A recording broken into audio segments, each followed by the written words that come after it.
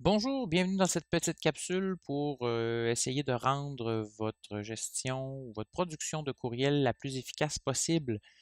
Donc, si vous avez besoin d'envoyer un courriel à tous vos élèves d'un groupe ou certains des élèves de votre groupe, euh, il y a une possibilité, c'est d'aller dans l'onglet Parcours et d'utiliser l'onglet Suivi.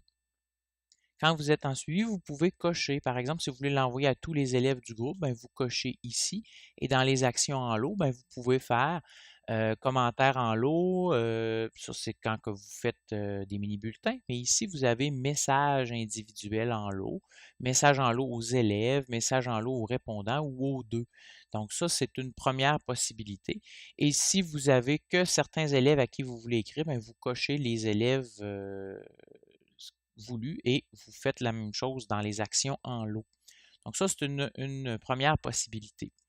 Par contre, quand vous procédez comme ça, si vous voulez envoyer un message, par exemple, à tous vos élèves de chimie, comme moi j'ai deux groupes de chimie, ben, il va falloir faire une action en lot pour le groupe 01 et une action en lot pour le groupe 02.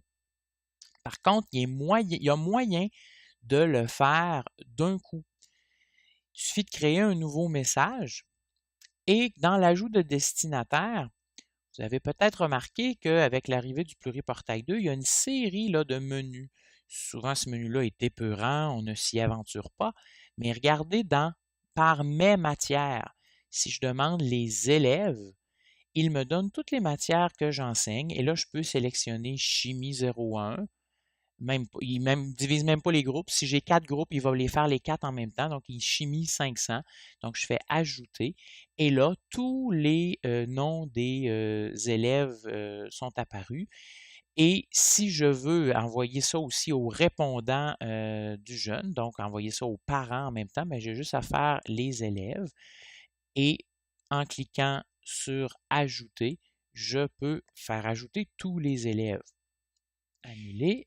Si je veux maintenant, toujours de la même façon, écrire à seulement certains de mes élèves de chimie, bien, je peux encore aller à mes matières, élèves, et là, j'en choisis un.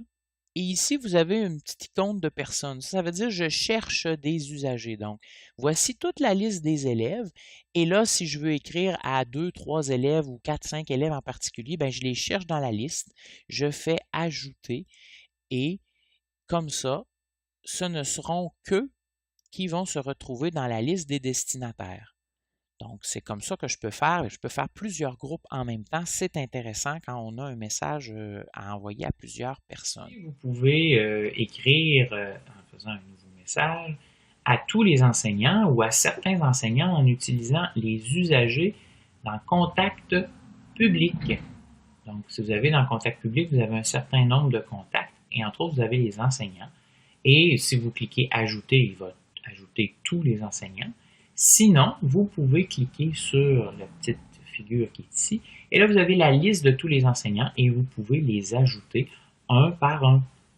Comme ça, vous écrivez à 7-8 enseignants que vous voulez écrire. Donc, voilà pour l'ajout des enseignants.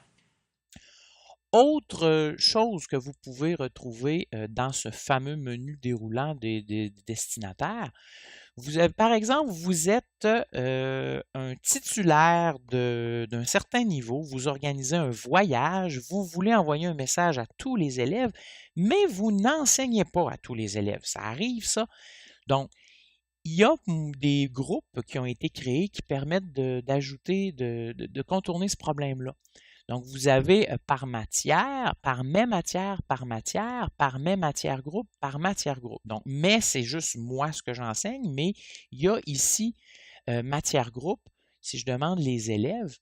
Et là, il y en a une série, toute une série. Donc, l'anglais régulier, l'art plastique de tous les niveaux, chimie, comédie, tous les groupes de l'école sont dans cette liste-là.